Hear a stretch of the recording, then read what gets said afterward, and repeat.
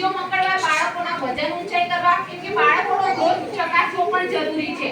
આપણને શું ખબર પડે બાળકનો યોગ્ય સમય એની ઉંમર પ્રમાણે એનો વિકાસ થઈ રહ્યો છે કે નહીં શારીરિક આપણને કેવી રીતે ખબર પડે તો એના માપીએ ત્યારે ખબર પડે। એટલા માટે બાળકનું વજન ઊંચાઈ પણ એની વધતી જતી ઉંમરની સાથે સાથે દર મહિને રેગ્યુલર કરાવવું જરૂરી છે। પછી ત્રીજો મંગળવાર આજે આપણે ત્રીજો મંગળવાર છે મહિનાનો એના દિવસે આપણે ભેગા થયા છે તો જેના 6 મહિના પૂરા થઈ ગયા છે। આપણને ખબર જ છે કે 6 મહિના સુધી ફક્ત ને ફક્ત માતાનું દાવણ જ પાણી પણ નહીં કેમ કે બાળક 9 મહિના માતાના શરીરમાં રહ્યું હોય કે માતાની પ્રકૃતિથી જ વાકેફ હોય એને ગાય કે ભેંસનું દૂધ ને પાણી પણ પચે નહીં એટલા માટે ફક્ત ને ફક્ત 6 મહિના સુધી આપણે બાળકને ફક્ત ને ફક્ત દાવણ જ આપીએ છીએ।